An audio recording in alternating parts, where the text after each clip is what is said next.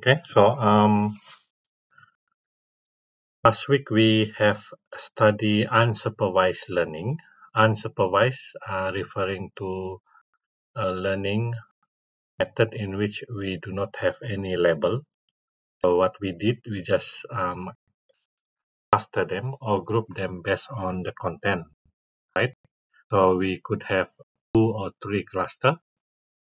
Okay, so when we compare with the supervised learning is a task that where we perform classification. We classify the record or the item based on the label that we have.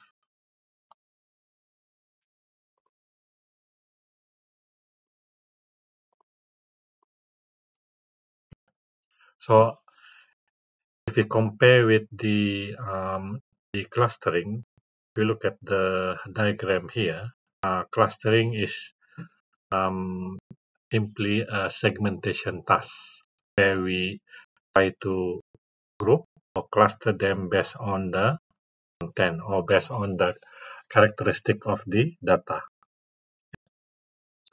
In comparison to supervised learning, we have a label or we have a direction or guideline that we need to train the model.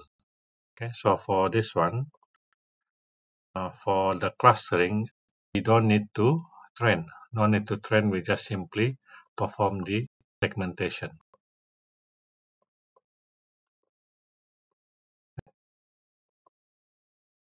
But for this one, we have a guideline or something to refer to. So for example, like for classification, we have label. So each of our data have label. So given a new data here,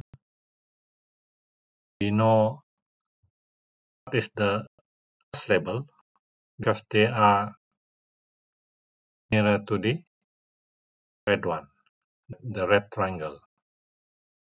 So basically, we try to classify them based on the reference of other label or other item. Similar to regression, I think this one you will learn in the second part of the regression, in which we try to draw a line that will minimize the differences between the line here to the actual data that you have. So we try to minimize the error. And the line will be the model that represent your data. This is in regression. So this is when you want to forecast numerical value. And for classification, this is used for categorical value or label. So these are the 3 main types of machine learning. So we have done this one. We study the k-means and also the DB scan. Right? Okay. In classification, we start with the binary classification because we have 2 classes. Okay, we start with the 2 classes. But later on, when we have more than 2, they call it multi-class classification. So in binary classification, we only have 2 class instance, 2 sample classes. When we compare with multi-class classification, we have multiple class label. So in this case, we have more than 2, which is 3. Okay. So the number of classifier models depends on the classification technique that we apply to. So for example, this one for the binary, we need to have a model. We can split them into 2. So this one we only need 1 classifier. For this one, we have 3 lines that can separate them. So in this case, we need to have our model 3 classifier because we have 3 lines. Okay, 3 lines that separate all the 3 classes. When you form the classification, you will not see or they will not show you the step by step on how they perform classification. They just give you the result of the classification. So what are the processes involved in classification? Firstly, we have the raw data here. Then we will perform the data preparation. This one we select data which is complete, and then sometimes we need to normalize them. When we say normalize, we want to have the range of value between the range of value of the attribute um, not big compared to the other column. For example, salary, and also the age. So when you want to normalize them, for example, this is 15,000, this is 100, and then we also have 100,000. Okay, but for the age we only have 37, and then 25, 50. So when look at the salary and age, the salary has large figure compared to the age. So when we have this kind of differences, we need to normalize them. So meaning that we will perform like scaling or normalization. Later on, I'll show you how we can perform the scaling or the normalization. So we want to have the differences between these two not that far. So that is the data normalization. Sometimes we need to construct the features based on data that we have. So this is like a feature construction, feature selection. And this one we select the row. Okay? This one we select the column. Okay. So once we perform the data preparation phase, then the data will be divided into training and testing data. So what happens is that the train data will be used to train the model. So this is the model that we have. Okay, they go to this phase, the learning phase, and then the classifier said, okay, show me the example of all the record that you have together with the label so that I know what to learn. This classifier said, teach me. They will learn by themselves. They will observe the data that they have, and based on the training data, they will be ready. So when they are ready, when they are here, okay, they said, I'm ready to form the prediction. So we will test them using the test data we have here. Then we will test the model here. Then we look at the accuracy that they have here. Okay. So we'll continue training them, feeding them with new data, and then try to improve the prediction here until we satisfy with the output. Then we have the final model. So this can be used to perform the classification for new item. So this slide, three things that we need to know. First, we need to prepare the data. So 80% of the time you'll be busy preparing your data. Okay, how to feed into the R software, and then how do you clean them and so on. Okay, once you clean them, you divide them into training and testing. So that the train data will be used to train the classifier. And then once you finish with the training session or training phase, then you will use the test data to test them, how accurate they are. Once you okay with the performance, then you have the final model. Okay, so these are all the processes involved in the classification technique. Okay, but we want to know what happened here, how they learn, how the classifier learn from the data that we have. So for example, we say, okay, we have a compact car, we have family car, but how do you extract the feature that say that, okay, this is family car? Okay. For example, is car X a family car? So what do people expect from a family car? So we gather the information, maybe we buat fieldwork to perform the survey. So we ask them few things. What are the uh, characteristic of a family car? Okay. Some people look at the size of the car or the fuel consumption, or the capacity the engine capacity of the car and so on. Okay. And the output is we want to say whether they are family car or not family car. So positive will be family car and not family car.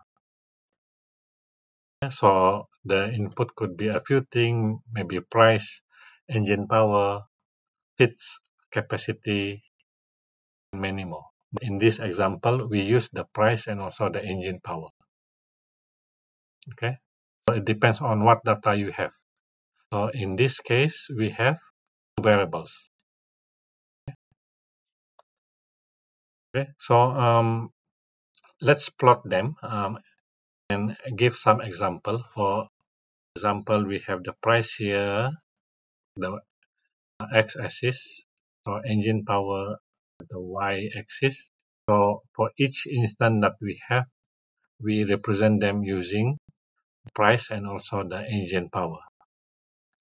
So we have this training set. The whole thing is called the training set X. And for each of the sample that we have, they have their own label. So if they are positive, they are 1. If they are not positive, they are 0. So over here we have a sample of 1 to n. So n here refer to number of sample that you have. Okay? And the X refer to individual sample that you have in your training set, and then the R is the label. So you have the input and you have the label. So the T referring to item ID or item number what. So as you can see, based on the layout of the space here, so this is the area that we are looking. So we could say that, okay, this is the area where all the samples are positive.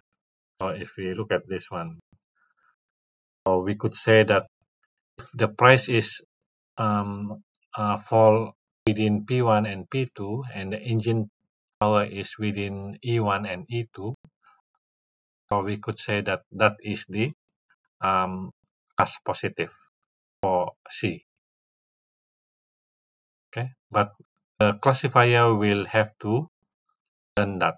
This is based on our perception, but maybe the model learn and they say, okay, maybe model learn this one. This area will be the class or different area here. The red one is what the assumption made by the model. But we, as human being, okay, we claim that, okay, the blue rectangle is the positive one. So if I go to the next one, so the yellow one is the assumption made by the classifier, and the blue one is what we the actual space for the class. Okay, so for example here, all the sample that fall within the blue, call it positive. Huh? For example, if the sample is here, okay, the model say the assumptions they made an assumption that X is positive, right? Because they fall within the yellow rectangle. But they are not actually positive because they fall outside the blue. So based on the classifier, they say that that is positive, but actually they are not. So this is what we call the false positive. According to the model, they are positive because they fall within the yellow. In, based on the blue rectangle, they are not. So that is false positive. What if data fall here?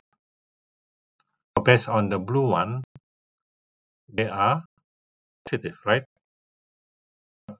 Based on the classifier itself, they assume that X is negative.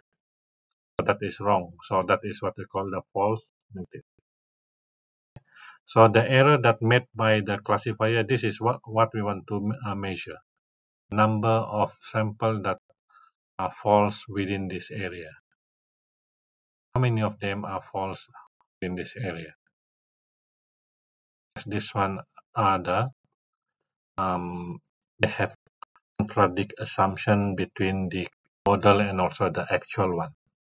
So basically, given the input that we have, we look at the number of error in which the area covered by the actual class, not the same with the assumption made by the classifier. So this is, in this case, we have two number of error. So this is what we want to look at here, because the light blue one is the smallest area that the classifier can assume. So that is what we call the most specific hypothesis, most specific assumption made by the classifier. Or we could have the blue one, the light blue one, yang outside nih. It is the most general hypothesis because they cover a larger area compared to the actual one. Okay, so this is what we call the actual one. So the space between the specific and the G1 is called the function space. We have to know how much to move the boundary so that we can cover the actual class here. Okay, and if you look at this one, that is the margin.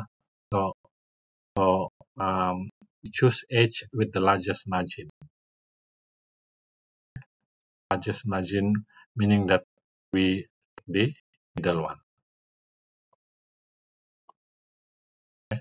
So what happened in the learning process in which the assumption made by the classifier will be different from the actual one.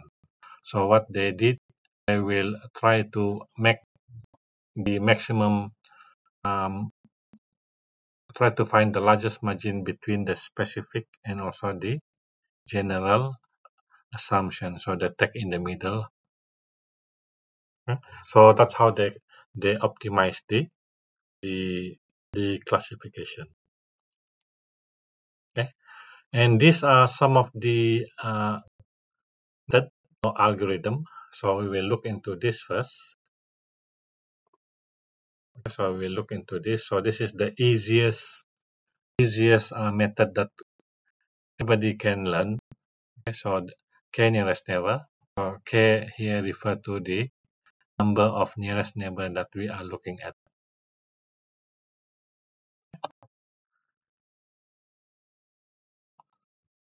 Any question?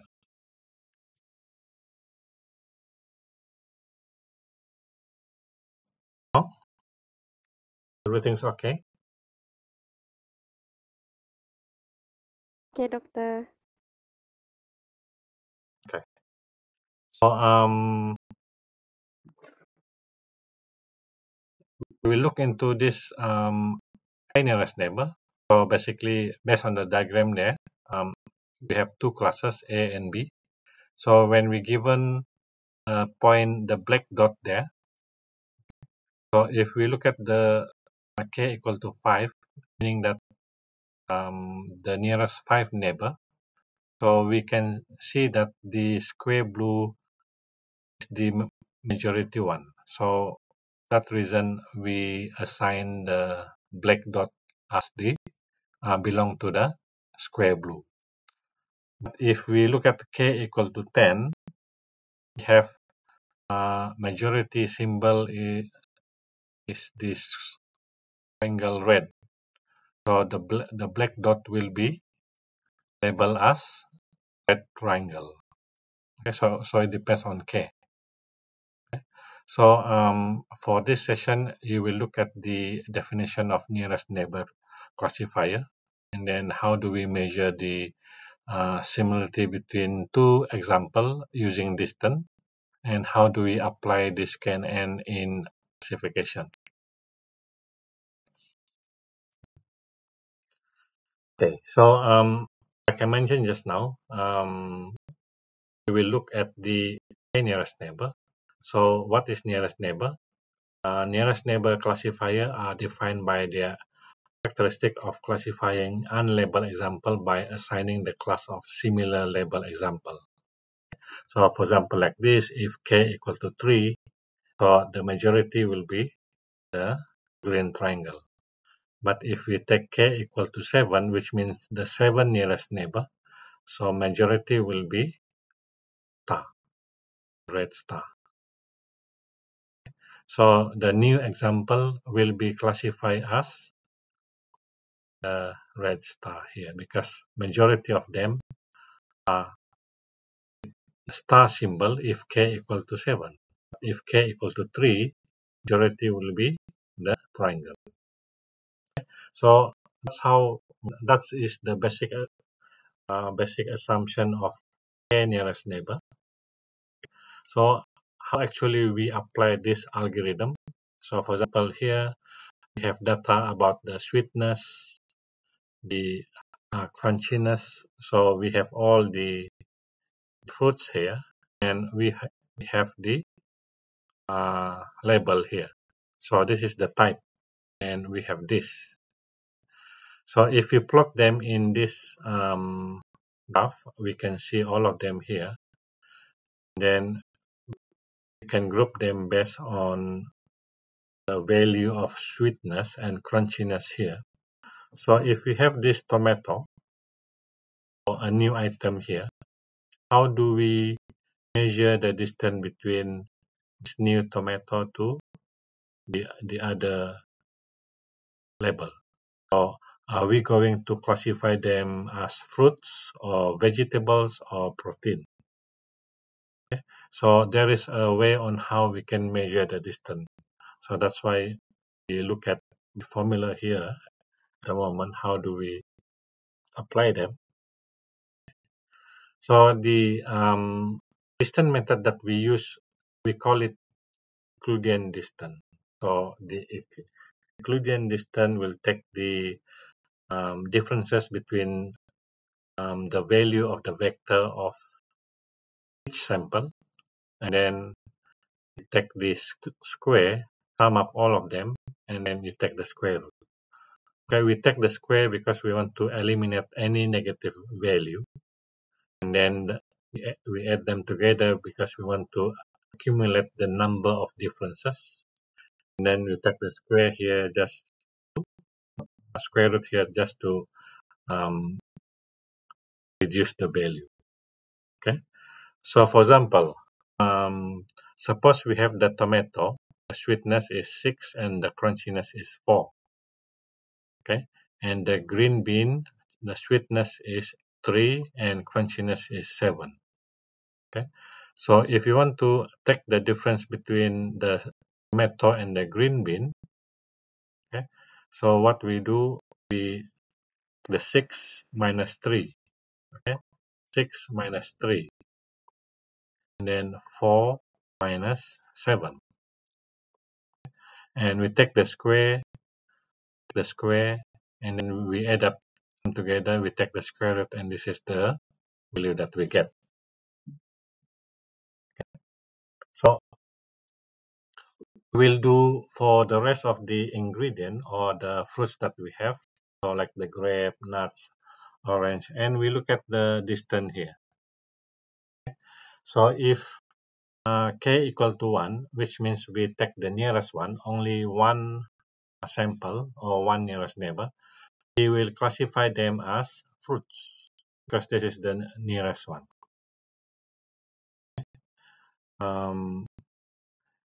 If we take k equal to 3, so that means this is the first one, the second one, and then this is the third one. So the majority is fruits. So we classify tomato as fruits. So do k equal to 2 because sometimes you have 1, or you take 4 or number genap. So you have a similar split of 2 or 3, 3. So it's recommended to value k as the odd number.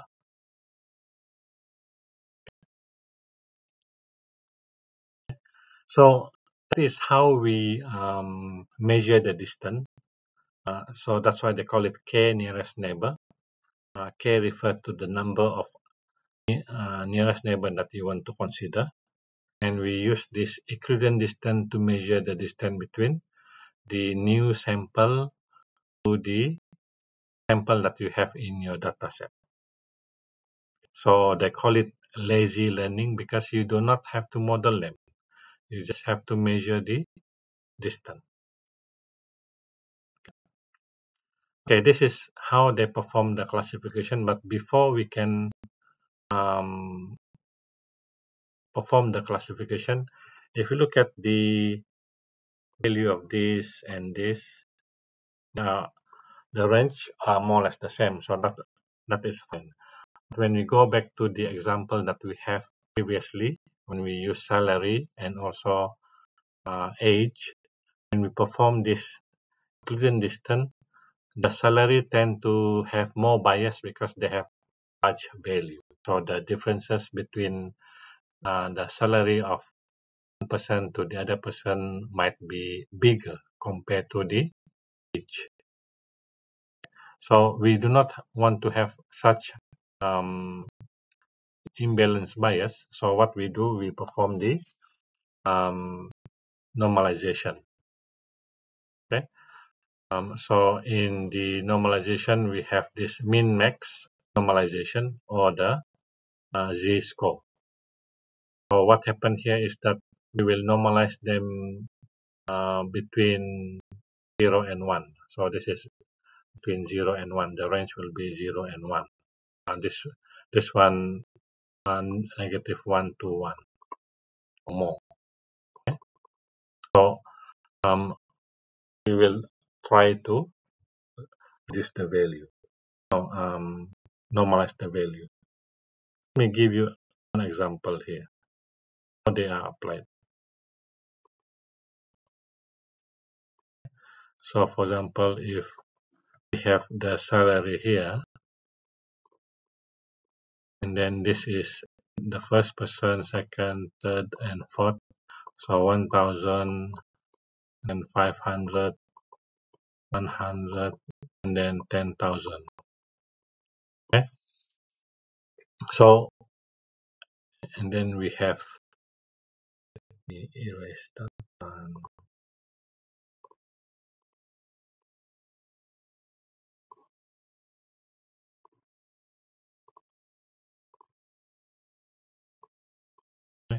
And also we have age. 1, 2, 3, 4. So this is 50, 25, 22, 35. So if we take the differences between person number person number 2 and 4, there will be a lot of differences here. So when we take the square, the value will be big. So we want to normalize this. So how do we use this min max? So we have the x here. And then what is the minimum value here? Minimum value is 100. Divided by what is the maximum? Maximum is 10,000 and minus 100. So for each of the value here, for example, for this one, so we plug in the 1000 to here, so we will have 1000 minus 100, and this one will be 9900. So if we compute this one, we will get, let me calculate. So the value will be 900 divided by 9900. So what you get is 0.09. So this value will be used to replace this one. So if we take this value and then we say, okay, the value of x is 10,000 minus 100, and then you divide by 10,000 minus 100. So this one will give you 1. So this one will be replaced by 1. If you take this one, the value here will be 100. Okay? So 100 minus 100, this one will be 0. This one is 0.09. So this one will fall within the range of 0 and 1. So notice that if you take the min-max normalization, the value of your feature will be normalized to between 0 and 1. So you will perform similar to this. For example, this one, maximum is 50, minimum is 22, and x is minus 22 on this formula. Yeah? So for each of this value, you put 50 here, and then you get 1. This is 1. If you put 22 here, this one will become 0. So if you put this one is 25, so 25 minus 22, you get 3 divided by 28. So this one will be 0.11. Okay, so this is 0.11. Okay, so that's how we use the min-max normalization. Okay, so similar to this, we use the mean and also the standard deviation. Later on, we show you how do we use this one min-max normalization. Okay, so this is important. So before we can feed our data into the classifier, we need to normalize them. For categorical value, if the value are the same, we say they are 1. If they are not the same, they are 0. Because this is not a numerical value. But for categorical value, we just use 1 and 0 only.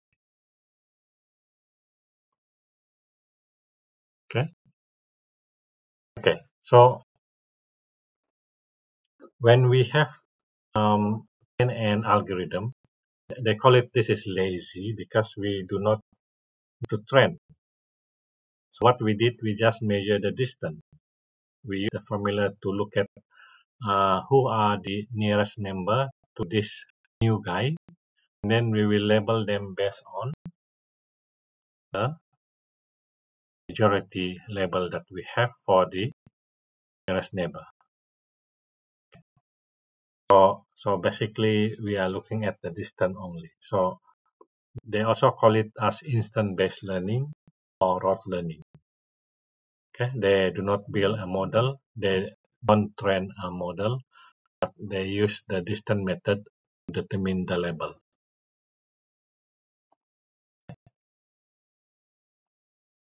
Okay, so the idea of classification in KNN is based on the distance. So let's take a look and how we can apply this one in the breast cancer classification. So in this example, we have 32 features, 32 variables, and we have 569 examples. So this is number of rows, okay? So in the feature, one feature is the ID. So we will remove this one because the ID number does not contribute to the class label. And also have the class label. So this is the label called cancer diagnosis. And we only have 30 because we minus this one, we only have 30. So how does the data looks like? So I will share the data later on. So this is how we read the data. So the data is saved as Wisconsin breast cancer data. So they are comma separated vector data. So we use the read.csv, and the string as vector is false, meaning that all the string will be read as a string of character. Okay, so you can see here when we manage to read them, and then we look at the structure of the data, how we have character here. Okay, so this is a character that determine the type of breast cancer that we have. So we have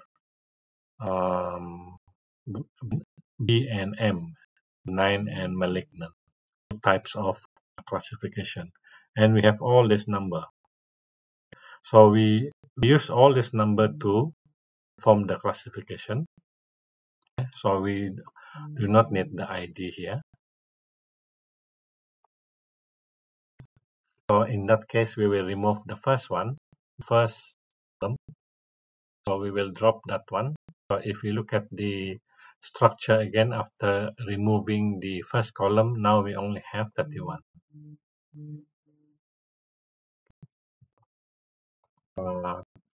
31 is 6 observation.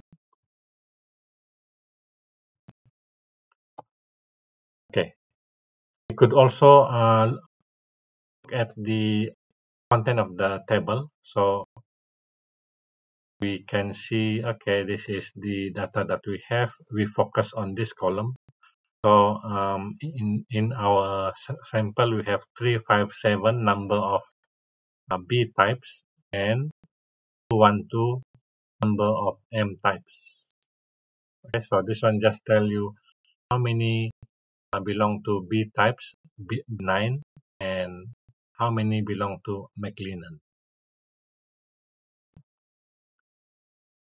And these are the type that we have, meaning that the first one to 7 1 belong to B types, and the 8th one belong to the malignant M. Okay, so what happened here is we want to change them to a character. So to the label, the character change to label. Okay, so this is part of the data pre-processing. We prepare the data. So do we perform them? So we say, okay, we will perform the factor. We will change this character into symbol, into benign and also malignant according to this order. So B will be changed to this one and M will be changed to this one. So now when we have converted them into label, by using the factor here. So when we try to look at the content again, so all them will have the label value. So once we settle the label, then we can also look at how many percentage of data belong to the first type and also the second type. So we use the proportion table based on the label that we have. Then we round them to one digit. Tick per puluhan. And over here, we know that 63% of the data belong to benign label and 37% belong to malignant label. Okay, we could also perform the descriptive statistics. So we just type summary, and then we look at the radius, the area mean, and the smoothness. So this is just the three attribute that we have out of the 30. So we just want to look at the first three. So this is how we perform the descriptive statistics. We use summary. Okay, so if you look at the range of the radius mean, the area mean, and also the smoothness, this is very small. This is very big, and this is in between. So remember, now when I say when you have large value, you will have more bias on the output of the classification. If you have small number, they have less bias. So that's why we need to perform the data normalization. We have to normalize this.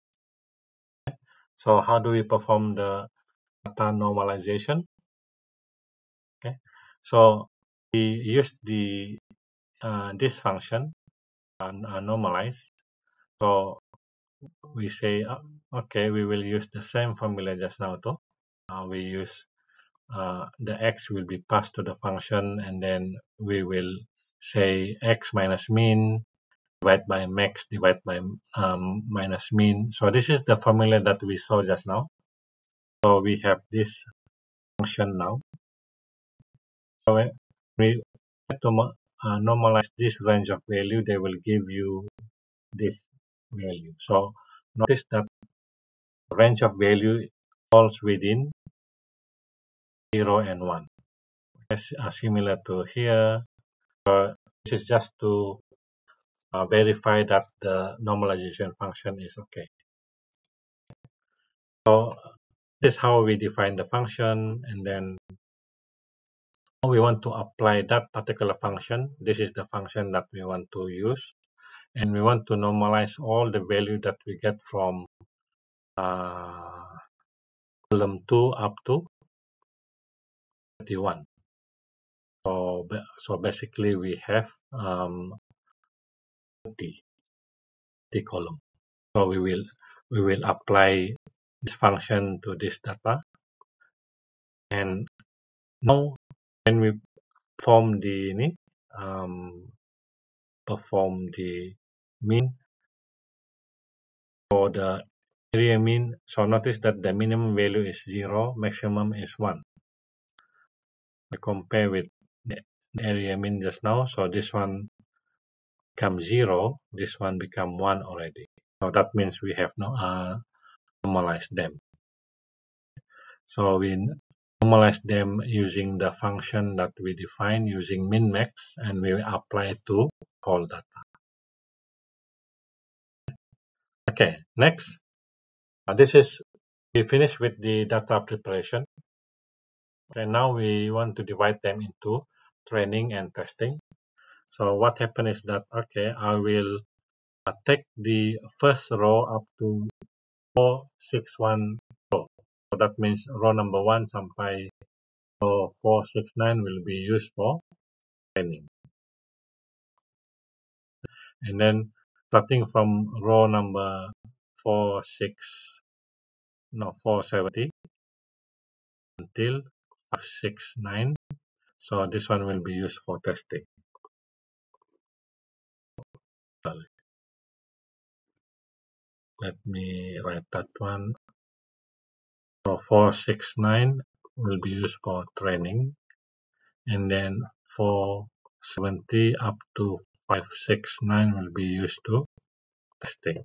Okay, so this number of row is up to you. You want to have 1 to 300 or 1 to 500.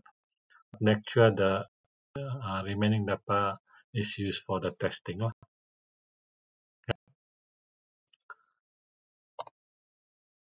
And we also the we also extract the label for the train. So this is the first column. Okay, so we will take the label for all this data from 1 to 469 to 1 to 469, and then we take the label. So basically here we keep the label of the training data, and this is the label for the testing. Okay, how do we call the KNN or the K nearest neighbor? So basically this is the format. We call the model KNN, and we feed them with the training dataset and also the test dataset. And these are the class label that we use. And what is the value for K? So for example here,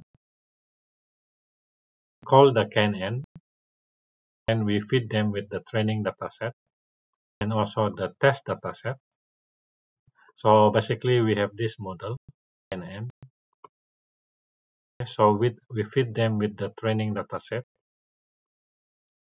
Okay, once they are trained, this is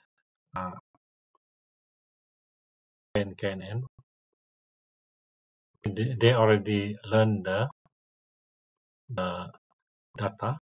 So next we will feed them with the test.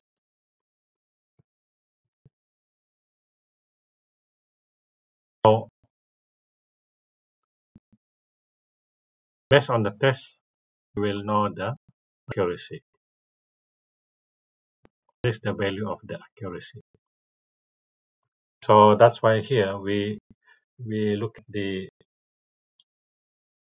training dataset and also the test dataset, and this is the label of your training, because we give them the train dataset with the label so that your model can learn. In this example, k equal to 21. Okay. So we could also perform a few number of k. So we could use k equal to 21 or k equal to 10 or 5. So later on you can see which one will give you the highest accuracy. So once you train them,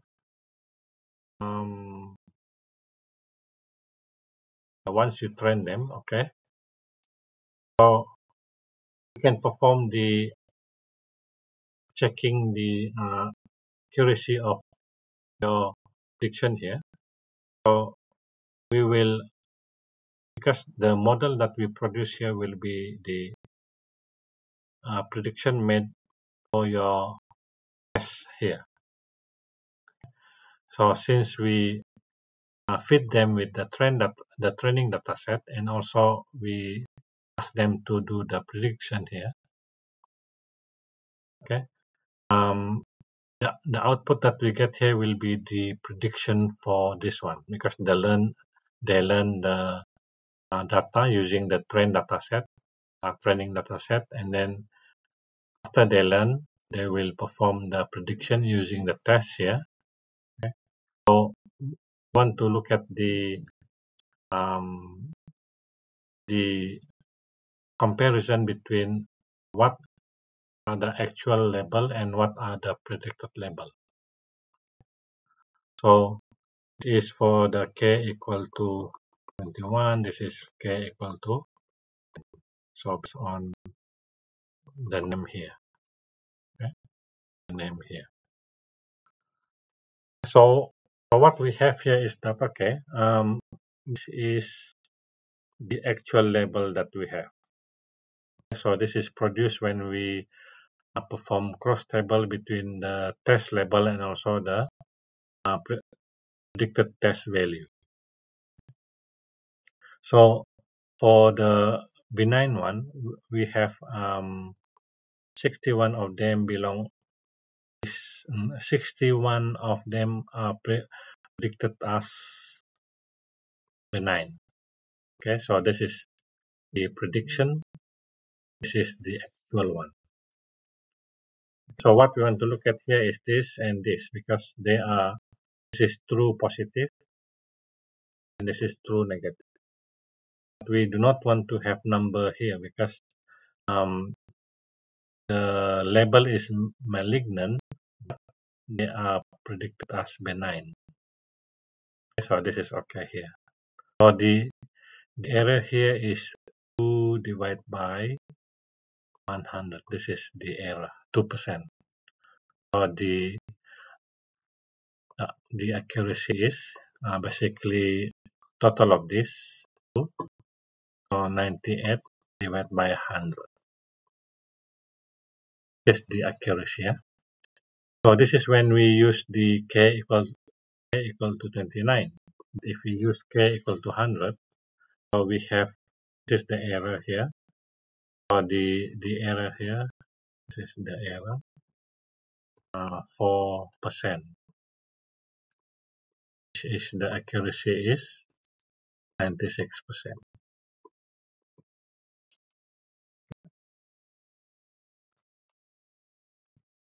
So